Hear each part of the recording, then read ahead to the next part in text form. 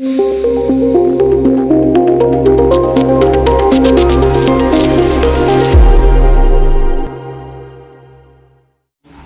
इथं जमलेलो आहोत. बाबू भाऊचा मला एकच स्वभाव अतिशय आवडतो की काम कोणाचं असू दे, किती अपोजिट वाला असू दे, कोणी असू दे, काम करायचं त्याला माहिती, तो काम करून देतो आणि विषय सोडून देतो. त्यामुळे त्याच्यामध्ये एवढी प्रचंड त्याच्यासाठी लोकप्रियता समाजामध्ये आणि गावामध्ये निर्माण झालेली आहे. मला वाटतं की खरं तर आहे ना, समुद्राने कोणी उभं न राहता हे बिनविरोधच द्यायला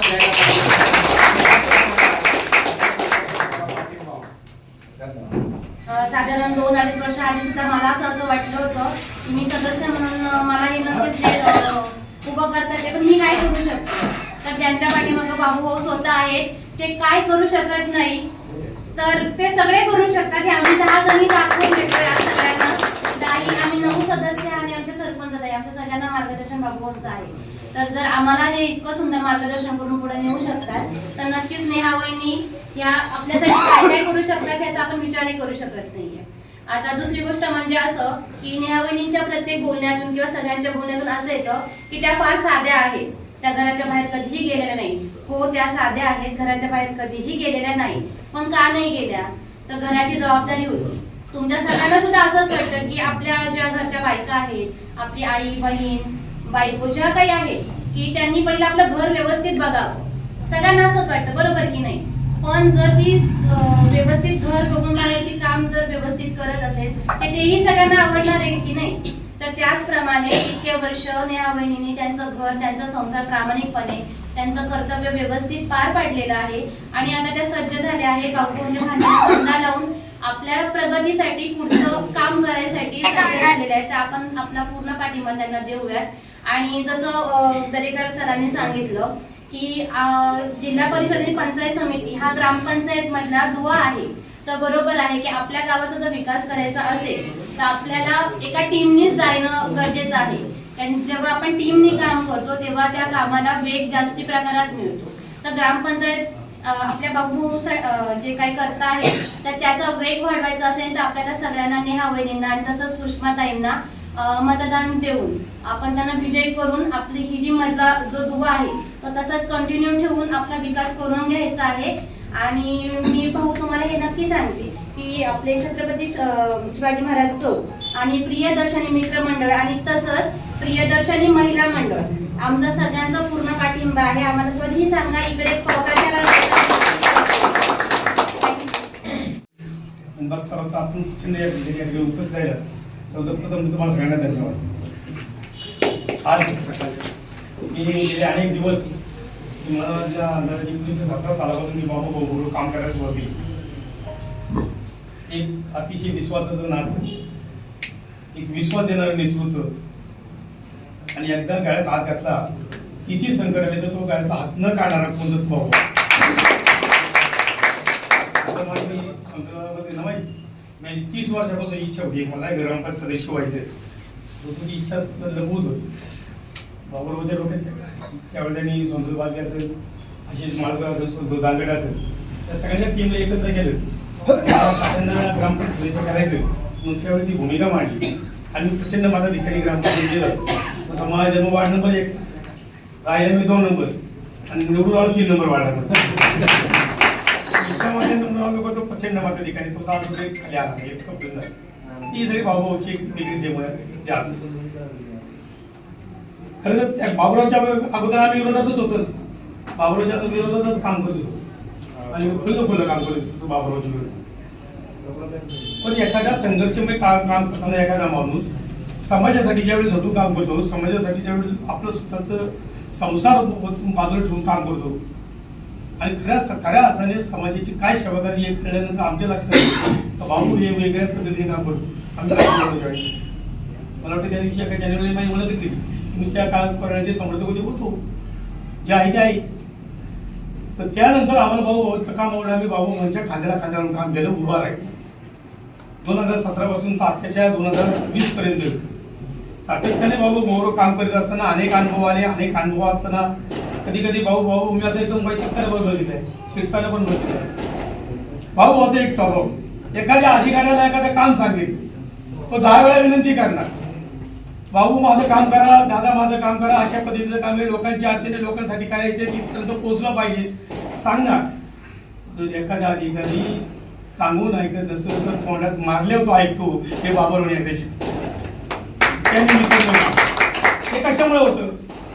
तोंडात वाजवल्याशिवाय काम बाबूचा स्वभाव तोंडात वाचवतो, परंतु एखाद्या सरपंच अधिकारी 10 वेळा सांगणार काम करून घ्यायचं प्रयत्न करणार, परंतु काही एखादा अधिकारी थोडासा नाही करत असला मग त्याला काय विलाज होतो.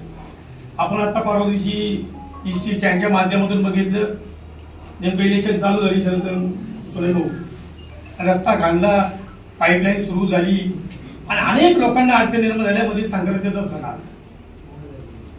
भाऊभाऊनी त्या कॉन्ट्रॅक्टरला जाऊन सांगितलं, अरे बाबा गावाच्या लोकांचे धंदे व्यावसायिक आहेत, सगळे व्यापारी आहेत, सगळे छोटे मोठे व्यवसाय, आमचे टपरी व्यावसायिक आले, आमच्या गावातले छोटे व्यवसाय आणि प्रचंड हा त्रास होतोय, तुझं काम काही दिवसात आवरून घे, पटकन त्याला आवरलं तर बरं होईल. अतिशय साध्या सोजवळ भाषेत त्यांनी त्या माणसाला जाऊन सांगितले, परंतु ऐकण्याच्या मनस्थितीमध्ये नाही. ज्यावेळी बाबूरावचा पारा चढला त्यावेळी 10 मिनिटांमध्ये त्यांनी लगेच ट्रॅक्टर आणून काम सुरू केलं. हे आपल्या पद्धत झालेलं काम. तुम्ही आजही गेला इष्टी स्टँडला तर आता बघितलं तर आता तो रस्ता लगेच तिथं व्यवस्थित करण्याचं काम चालू केलं. मगाशी शिवदासने सांगितलं, आमच्या शरददादांनी सांगितलं, कोरोनाच्या संकटामध्ये तुम्ही आम्ही सर्वजण त्यांच्याबरोबर होतो, काहीचा अनुभव त्यांच्याबरोबर आहे, माझ्या त्यांच्याबरोबर आहे. आपल्या जिथले शिवयार मधील ते कुटुंब राहत होते, त्यांची दोन्ही मुलं मुंबईमध्ये होती आणि घरात तो म्हातारा वारला. त्या बाईने बाबूरावला फोन केला, असं असं झाले आणि ते गेले, घरात अक्षरशः कोणी नाही. त्यावेळेचा अतिशय वेगळी पद्धत होती का घरातच जाणं अवघड होतं. त्यांच्या घरामध्ये संपूर्ण बघितलेलं वस्तू, औषधं पडलेली इकडे तिकडं. त्यावेळी भाऊ वडील स्वतः किट घातल्याने आतमध्ये प्रवेश केला आणि ते किट घातल्यानंतर आतमध्ये प्रवेश केल्यानंतर सेंटरचे घातले, सेंटरच्या बाकीच्या ठिकाणी मारले. बाबू वडील ते प्लेस स्वतः उचललं आणि स्वतः उचलून खांद्यावर घेऊन खाली आणलं. आपण बघितलं तुम्ही बाबूराव. त्यानंतर बाबूरावनी त्याच्या घराच्या लोकांना फोन केले, त्याच्या मुलांना फोन केले, सांगितलं असं असं तिचे वडील वाढले बाबा, तिची आई खूप म्हातारी आहे, वृद्ध आई आहे. आणि मग त्या काय करायचे? त्यांनी सांगितलं आम्ही काय कोरोनाच्या संकटात येऊ शकत नाही, आमच्या बापाचा विधी तुम्हीच करून टाका.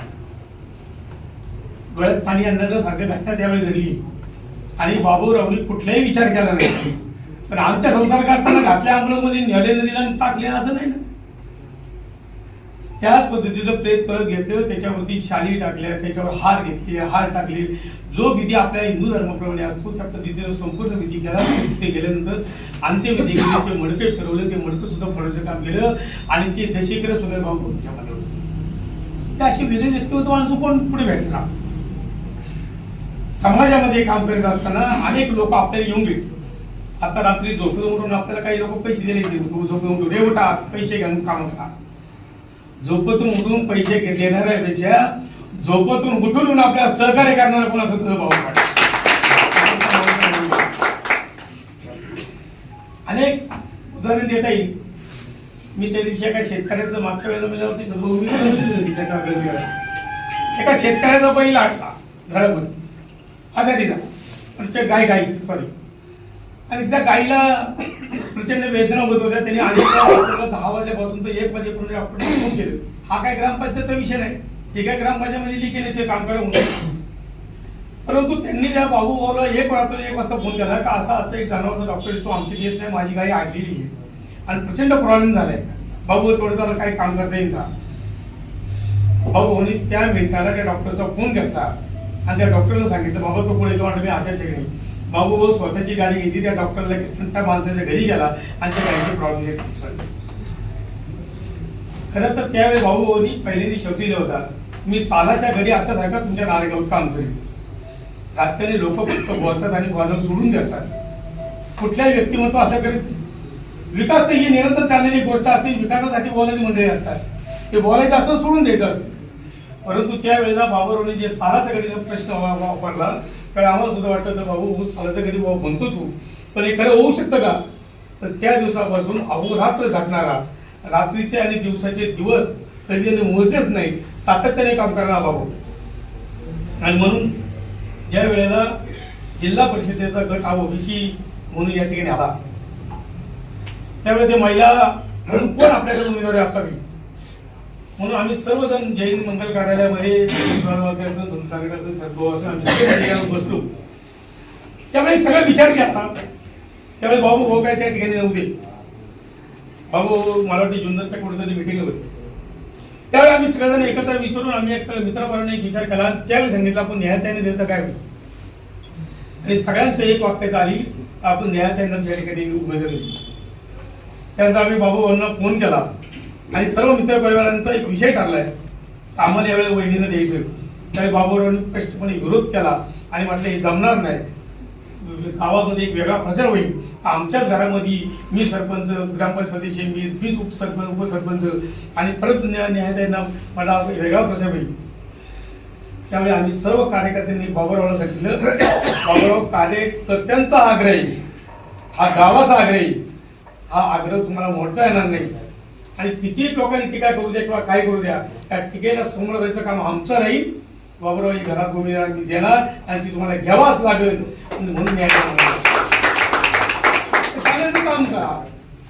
आज काही लोक बाहेर येतील, बाबूराव बद्दल वेगळ्या पद्धतीची टीका करण्याचा प्रयत्न करतील, पण टीकेला पुढेच काही धार राहणार नाही, कारण कामाला दिलेलं उत्तर आहे.